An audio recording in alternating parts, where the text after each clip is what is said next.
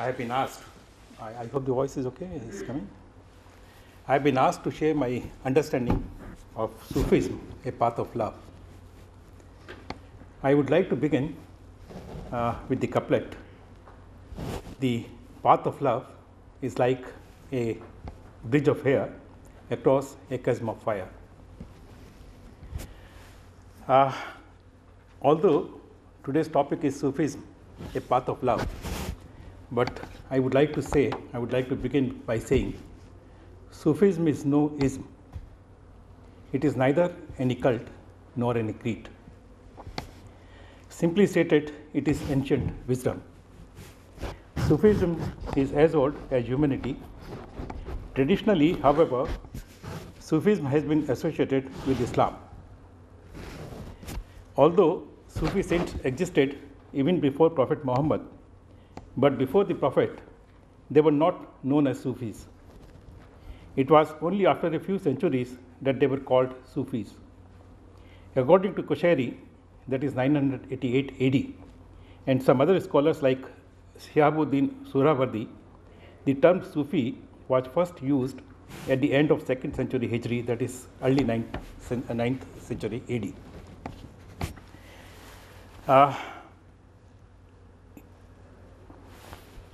The term Sufi did not find a mention either in the Sihah-e-Sitah compiled in the 9th and 10th century AD or in the Arabic dictionary, the Kamus, compiled in the earlier 15th century AD.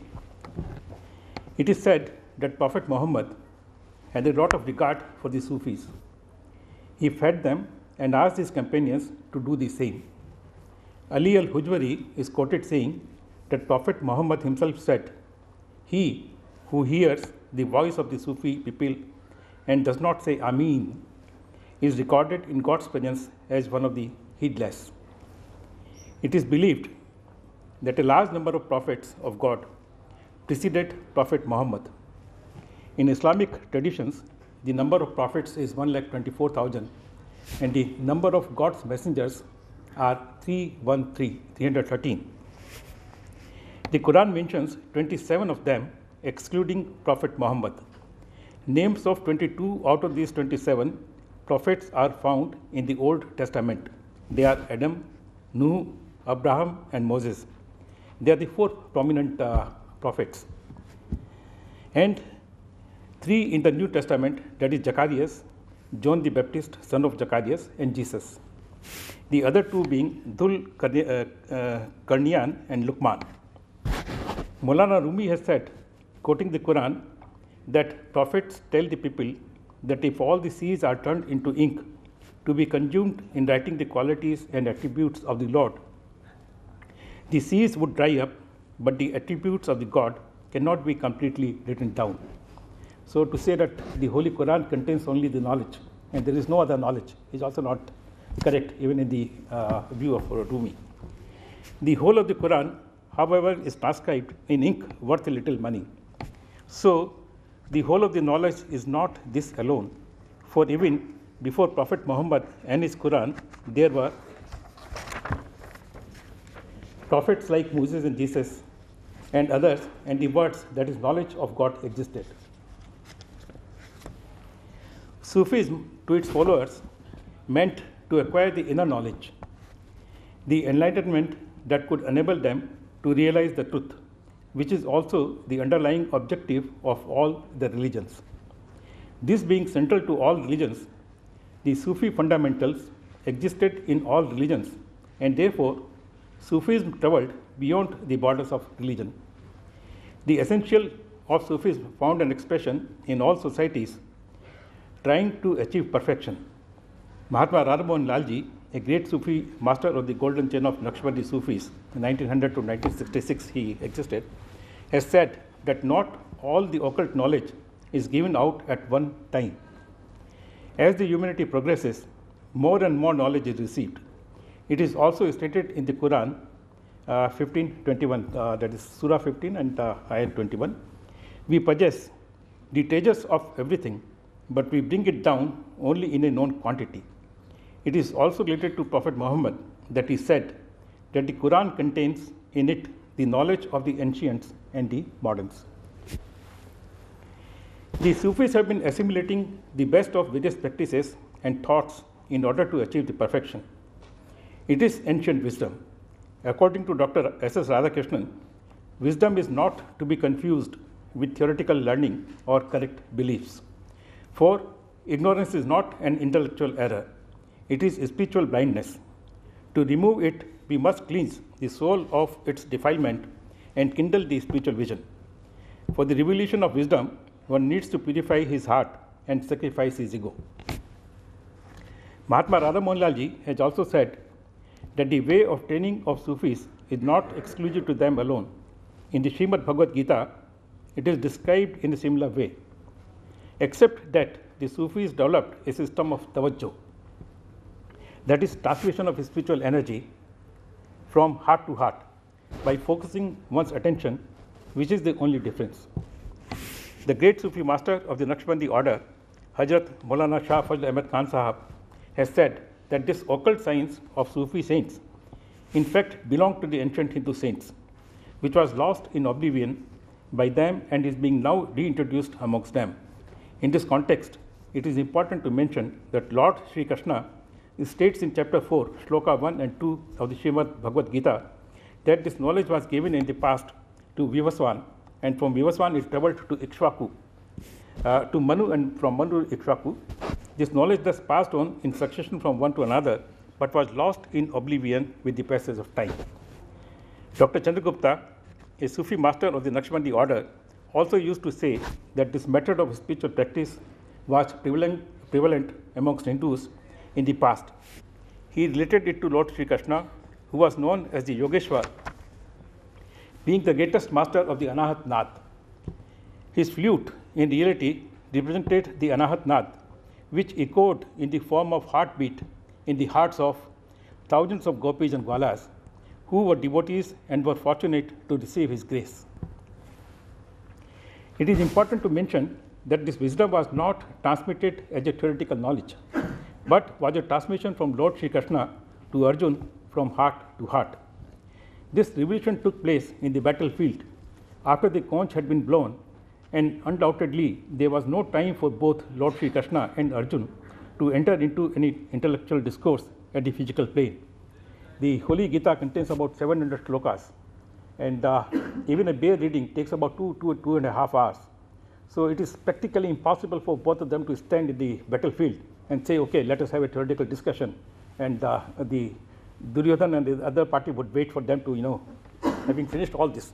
So this transmission took place just like that. This wisdom is also not a sermon of book knowledge for a man to sit in the comfort of his house and to contemplate on it and thereby achieve the understanding or the realization. Lord Sri Krishna asks Arjun to act in one of the most difficult situations of fighting against one's own kin, leaving his self behind and with perfection.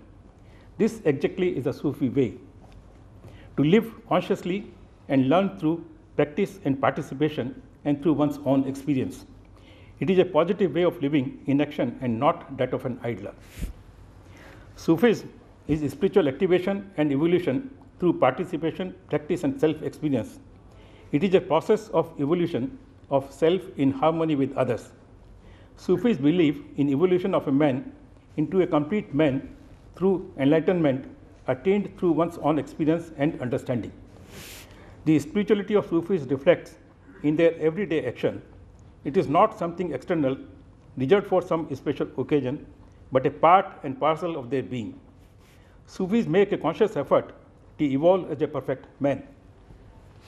The man is God's highest creation, having his own individuality, knowledge, and bliss. Yet, he is not perfect. In him, there is a reflection of all divine attributes. It is said that God has made human beings in his own image. The God is perfect, and therefore, this desire to achieve perfection is reflected profoundly in the human beings. It is the characteristic quality of God's grace that the man is not left alone. Only he has to use his effort and willpower to make progress. Even before his birth, the God has blessed the man with these characteristic qualities in the most balanced state. Since they are not perfect, he has bestowed upon the man the faculty of reasoning to distinguish between good and bad and to achieve perfection through practice. God has provided the man with all that is necessary to make progress, that is mind, wisdom, consciousness, and so on, and God's divine energy, which is called mercy. One may choose the path of forgetting one's original nature and adopting worldly vices, thus becoming a prey to sufferings and pain, or one may use his discretion to search for the right path. True repentance and a wholehearted prayer pave the way for one to lead the right path. The essence of Sufism lies in keeping to the right path and attaining perfection.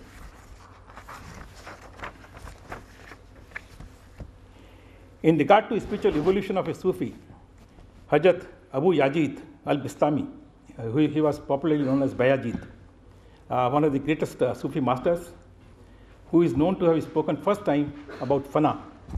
So he was in the 8th century AD. He has said that progress could not be made by standing with the pious or with the warriors in the cause or with those who pray or fast excessively. The only way to the Almighty is to leave yourself and come, which means to leave one's self-interest in this world and the hereafter, leaving everything other than the Almighty behind. That is the best and the easiest way to realize the truth, and the most perfect and the highest state of affirming oneness, not to accept anything or anyone except the Almighty. Hazrat Bayazid is also stated to have said, I want not to want except what he, that is the God, wants.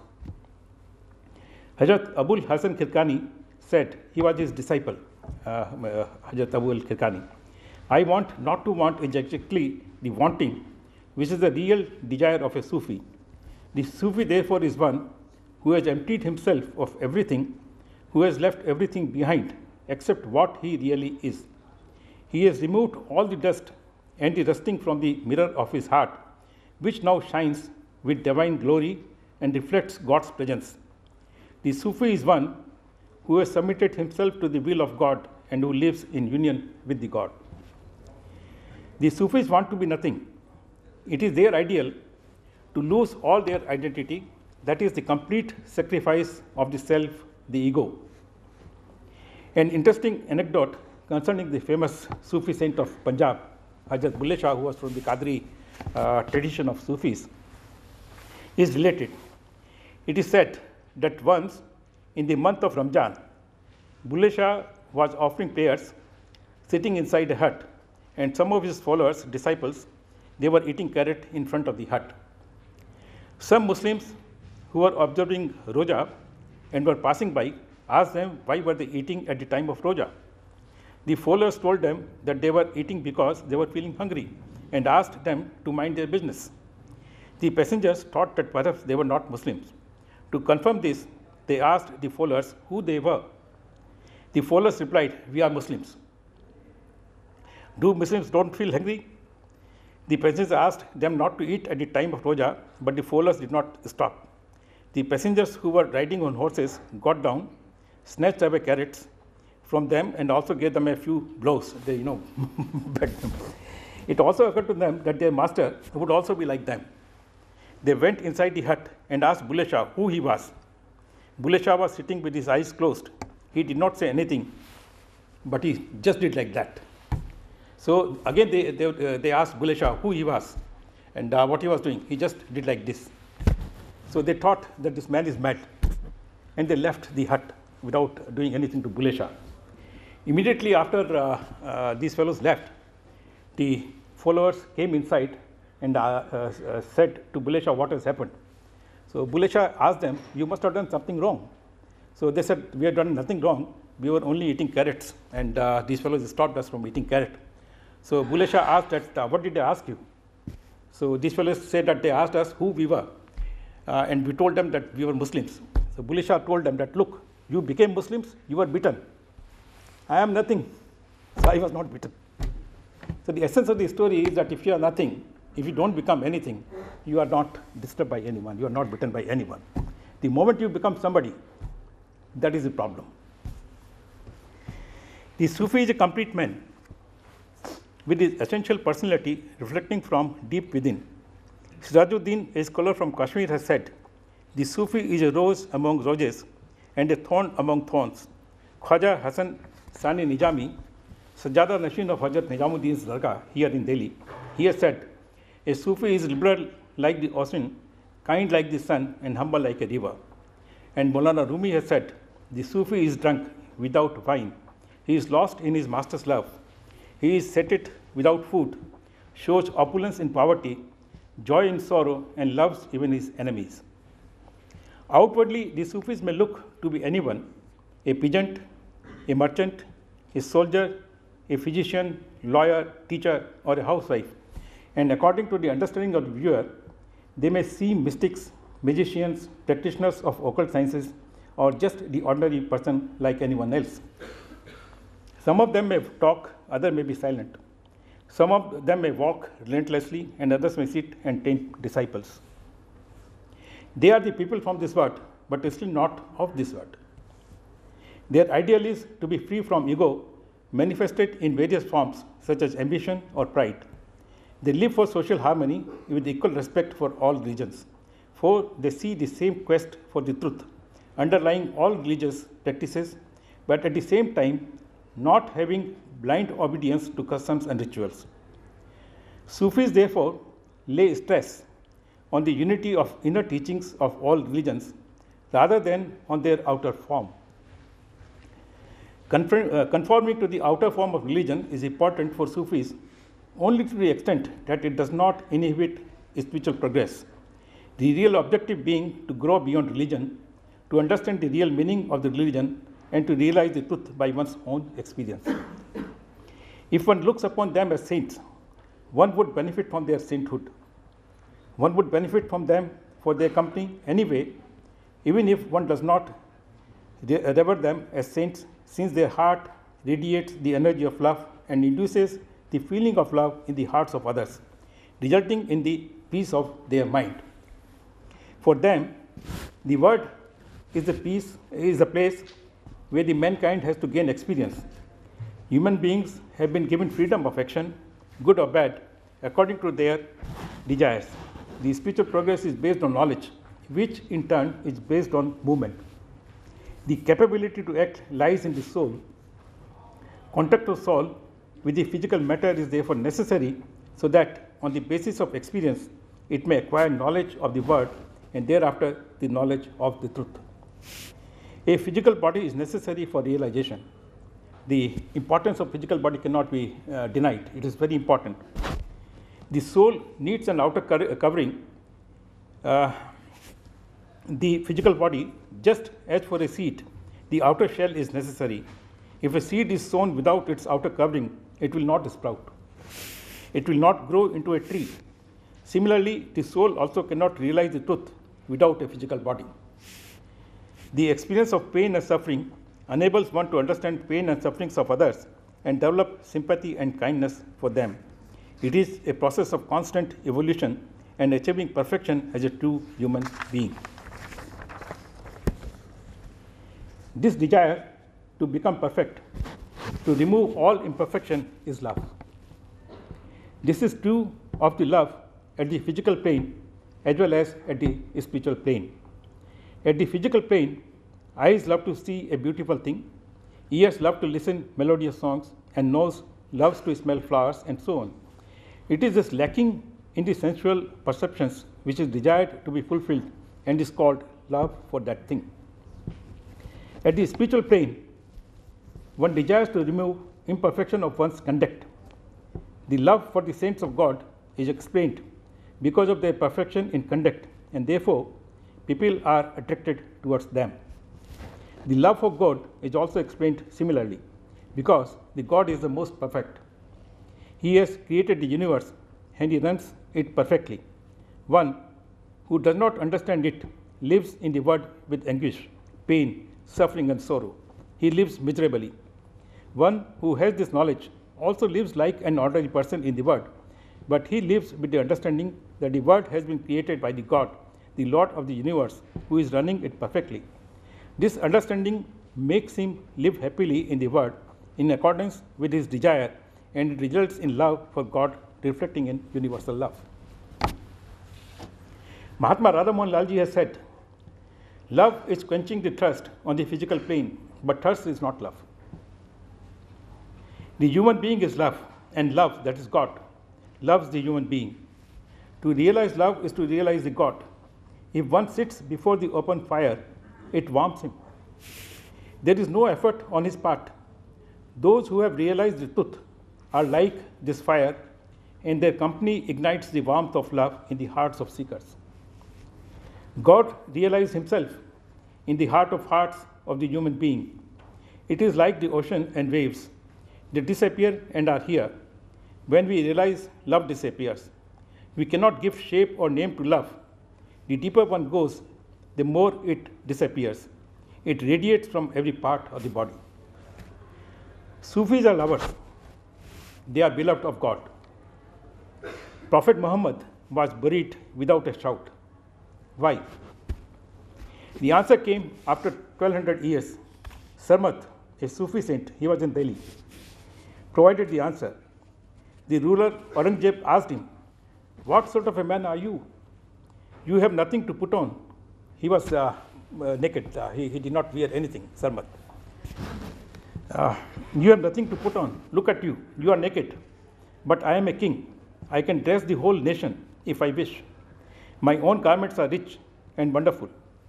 Sarmat replied, "Who made you a king and me a beggar is the same God. Those who are defective, those who are sinners, they are supplied with clothes and worldly possessions.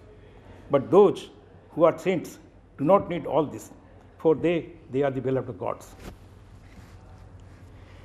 Love is the most fundamental force with the characteristic quality of attraction existing in all living and non-living beings. While the love in the gross matter manifests as the gravitational force and is governed by the law of gravity, in the living beings, love manifests in various forms. This force of love keeps on constantly exerting its pressure on things to move towards and merge with the beloved.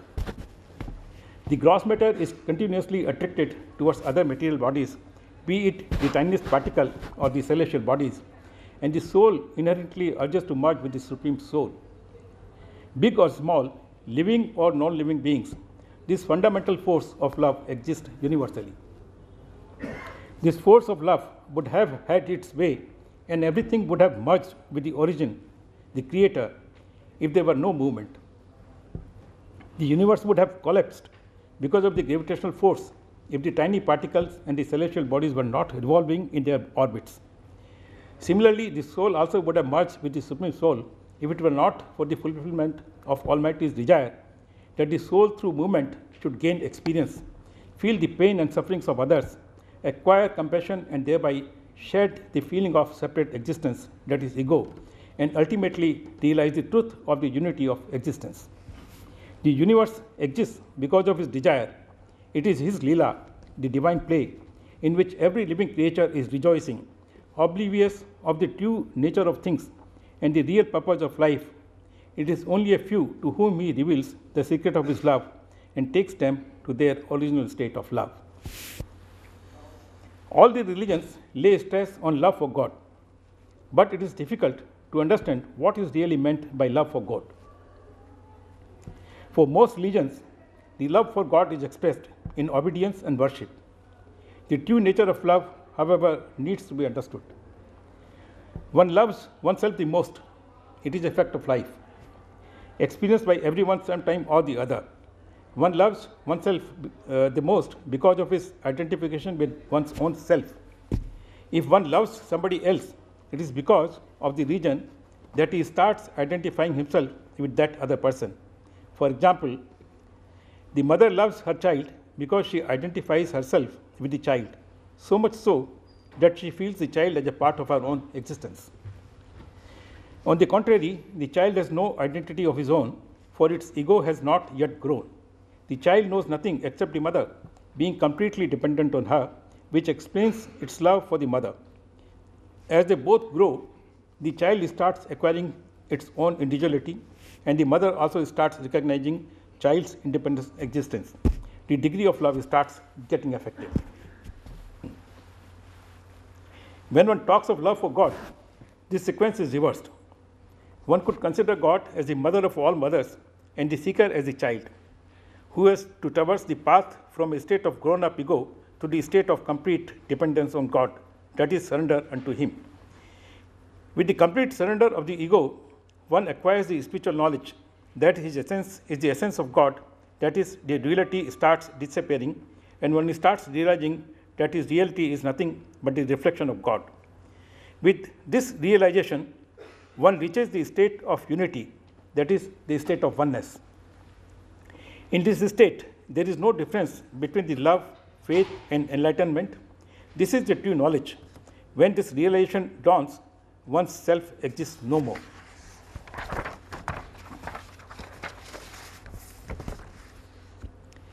The love for God thus has to be understood as the complete unity with the God. But then, the God is absolute. And for most people, it is difficult to surrender to love something so abstract. Most people, therefore, need the help of a spiritual master. The master has a physical body and is like them. The disciple can perceive master's existence through his own senses. It is easy for him to surrender his ego at the feet of his master. The love for the master gradually leads the disciple to the realization that there is no duality between the master and the God. The face of master is only a mask, behind which lies the reality. One can consider the master like the river that is continuously flowing towards and merging with the ocean. At the point of merger, there is no difference between the river and the ocean. On merger with the ocean, the river loses its identity, its independent existence. It becomes one with the ocean. The disciple, who are like small watercourses, by merging themselves with this river that is the master, can reach the ocean that is the God. On their own, it is not only difficult but almost impossible for the small watercourses to travel through all this distance without the fear of being lost on the way. Their merger with the river paves the way for them to merge with the ocean. This is the easiest and the nearest path for the seekers to reach their destination. It is for this reason that the Sufis lay stress on the love for their masters. The great Sufi master Bayazid also said that love for the friends of Allah results in their love for you. The Almighty looks at the hearts of His saints, and if He will see your name engraved in their hearts, He will forgive you. It is for this reason that the Sufis love their masters the most. Their love for the master lifts them to a state of bliss and presence in the heart of their beloved.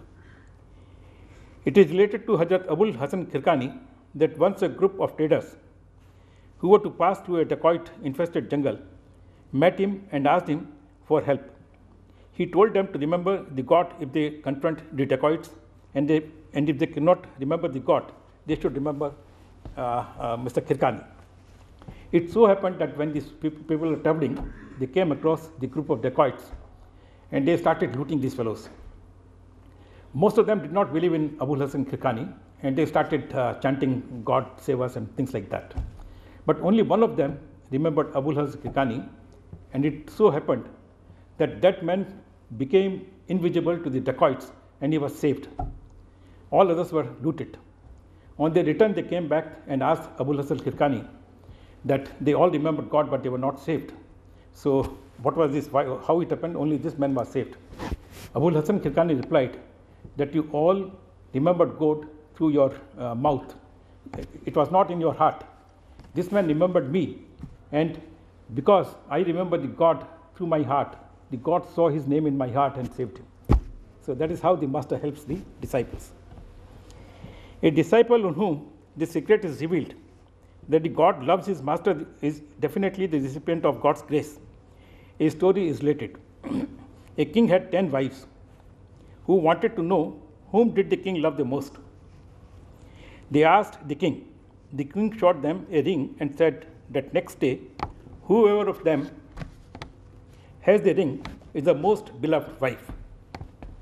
In the night, the king got 10 similar rings made and sent one each to each of his wives. Now, if someone else other than the wives of the king knows this secret, definitely he is the dearest to the king. who knows the secret that the king has got 10 rings made and given one to each of the queens. So is the disciple to whom it is revealed that the God loves his master. In unity with the God, what exists is only the reality of God, and one sees the existence of the God alone in all beings. His love takes the form of divine love for all beings.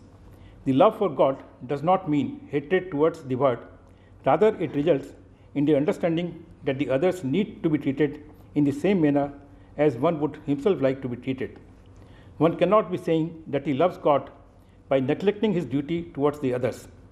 The mother cannot be justified in neglecting her child for the sake of performing her puja, and similarly a king cannot be said to love God if he spends all his time in worshipping and refuses to protect his people from the enemy. The real love for God is to do one's duty with utmost care and attention, while at the same time remaining in his presence, that is, taking it to be a divine order to discharge his obligation most faithfully. Hazrat Bayazid established supremacy of love by saying that the Almighty can be approached only through love. The love for the beloved reveals his secrets in the heart of lover, and conversely, the knowledge of the beloved produces in his heart the love for the beloved. The knowledge of the true beloved, that is God, is a source of tremendous happiness. As in the case of worldly knowledge, the more complicated an issue is, the more pleasure one gets in understanding and resolving it. Similarly, in the spiritual world, the knowledge of the God being the highest one, who seeks to acquire the spiritual knowledge, moves on the path of bliss. We have this experience that if you solve a complicated mathematical equation, you feel so happy. If it is a simple question, you don't feel so happy. Similarly, here it is said that God being the perfect, when you understand the God, it gives you the bliss.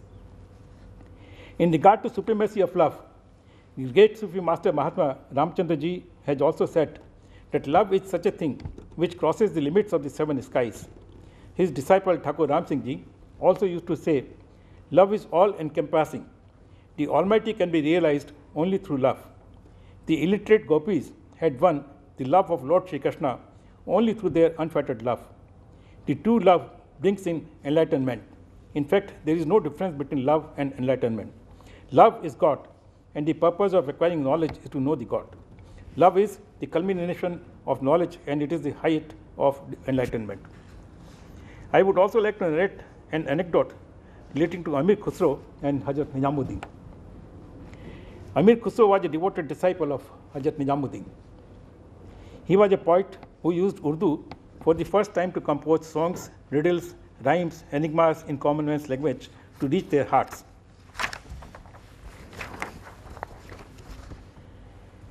An incident is related to Hazrat Nizamuddin Aulia and Amir Khusro. Hazrat Nizamuddin Aulia, knowing that his end was nearing, he had gifted whatever he had, all his possession he had given away, and he was having nothing. When he was left with nothing, an old Brahmin came to him and begged for help for the marriage of his daughter. Hazrat Nizamuddin Aulia had already given away everything he had with him. He said to the Brahmin that he was late in coming to him. Nevertheless, Hazrat Nizamuddin Aulia gave him his shoes. Chappals thi unke paas, so chappal, he gave him the chappals, which he was wearing. The Brahman was very upset, but he could not say anything to Hazrat Nizamuddin Aulia. He was going on the way with a heavy heart. From the other side, Amir Khusro was coming. He had gone on a business trip and had earned a lot of wealth, which was laden on 40 mules. Amir Khusro started smelling the fragrance of his master, Hazrat Nizamuddin Aulia, and he started looking for him. Soon he spotted the Brahmin as the source of that fragrance coming from the opposite side. He asked him whether he had met Hazrat Nizamuddin Aulia. The Brahman narrated the entire incident to him, saying that he could not get any monetary help from Hazrat Nizamuddin Aulia, and instead has received his shoes. Amir Khusro requested